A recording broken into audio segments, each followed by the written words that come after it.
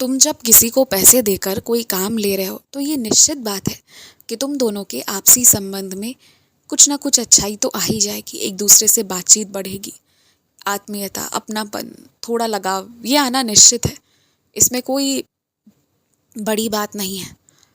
लेकिन जब तुम जो भी तुम उससे ले रहे हो पैसे देकर, यदि तुम वो बंद करना चाहते हो तो अच्छे शब्दों में कहकर बंद कर दो। ये मत सोचो कि उससे रिश्तों पर क्या असर पड़ेगा, क्योंकि सामने वाला इतना बुद्धू भी नहीं है, वो इतना गुमराह हुआ व्यक्ति नहीं है जो तुम उससे काम ना लो तो वो तुम्हें पहचानना छोड़ दे। ऐसा नहीं है।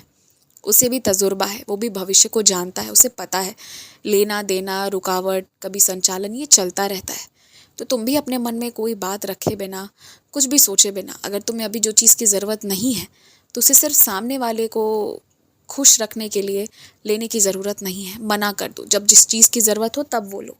और वैसे भी हड़बड़ी में बिना सोचे समझे ना कोई भी कार्य शुरू नहीं करना चाहिए।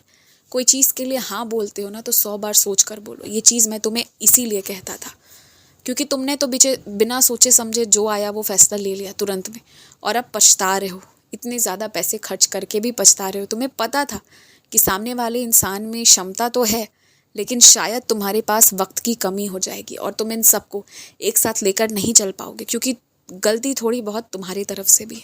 एक साथ तुमने एक से ज़्यादा पाँव जो है अपने, कभी इस नाव पर रखे हैं, कभी उस नाव पर रखे हैं। पाँव तुम्हारे 2 ही हैं और उन्हीं 2 पाँव से 3-4 रास्तों पर चलते रहते हो तुम। तो कभी ना कभी तो ऐसा होना ही था। और एक बात पता है तुम्हें, तुम कभी कभी कुछ लोगों के संग में कहीं जाना नहीं भी चाहते हो, क्योंकि उनका साथ अब तुम्हें अच्छा नहीं लगता है। ये उनका दुर्भाग्य है कि प्रेम करता हुआ लोग उनसे अलग हट रहा है।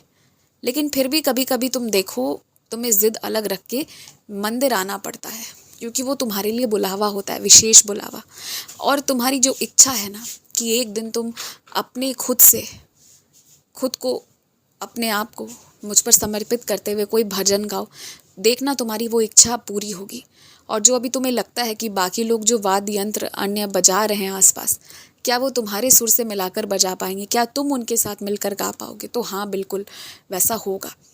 देवी सरस्वती की इतनी कृपा होगी तुम पर कि तुम सब कुछ समझते हुए और वो तुम्हारे तरीके को समझते हुए गाएं बजाएं, और इस तरह से पूरे जो भी आसपास लोग हैं उन्हें तुम्हारी मिठास भरी आवाज़ से कृपा प्राप्त हो, अपनापन प्राप्त हो। ऐसी कृपा होगी तुम्हारे जीवन में भी। तुम देख लो, अगर मंदिर जाते हो जहाँ तुम्हें जूते चप्पल रखने के लिए अलग से जगह बनाई हुई है, जहाँ कोई अपने हाथों से छूकर तुम्हारे जूते कहीं विशेष स्थान पर रख रहा है, और फिर बाद में मंदिर से वापस आ रहे हो तो वो तुम्हें जूते निकाल कर दे रहा है, तो जो भी ऐसे कार्य कर रहा है ना, वो तुम्हारे जूतों को छू रहा है। तुम खुद भी अपने जूते गंदे हो जाते हैं तो कई बार छूना नहीं चाहते हो, सोचते हो पाँव से ही नल के नीचे रख कर धो लूँ कि हाथ ना लगाना पड़े, क्योंकि वो जूते सड़क पर जो भी गंदा मैला जो भी होता है उसे कुचलते हुए आगे बढ़ता है। तुम सड़क पर बैठकर ये थोड़ी देखते हो कि क्या साफ़ है क्या गंदा है, कहीं से भी चल जाते हो। और वैसे जूतों को जो लगातार छू रहा है, उसका इतना तो हक बनता ही है कि तुम उसे 10-20 रुपए ज़रूर दे दो।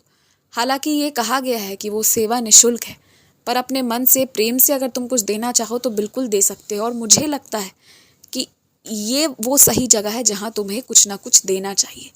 और सिर्फ रुपए पैसे ही क्यों, तुम दान धर्म करने के लिए कहीं अन्य जगह जाते हो, इन्हीं लोगों को दो। देखो, किसी का जूता पकड़ना, साफ करना या उसे जगह पर रखना, वापस करना, ये कोई साधारण काम नहीं होता। इसे करने के लिए अपने अहंकार को जिस तरह से त्यागना पड़ता है ना, वो सबके वश की बात भी नहीं है। बहुत लोग बेरोजगार रहना पसंद कर लेते हैं इस कार्य को करने की बजाय। तो वैसे में जो ये सेवा कर रहा है, ये बहुत बड़ी सेवा कर रहा है। अगर वो ये सेवा ना करे ना तो मंदिर के अंदर लोग प्रवेश ना कर पाए, या बाहर में जूतों की बौछार होने लगे, लोग परेशान हो जाए, किसी को अपने जूते की जोड़ी वापस ना मिले, चोरी होने लगे, परेशानी आने लगे, ऐसी स्थिति आ जाए। पर उन लोगों के कारण सब कुछ संभला हुआ है, तो वो बहुत बड़ा काम कर रहे हैं। उनके काम का सम्मान होना चाहिए, कोई करे या ना करे।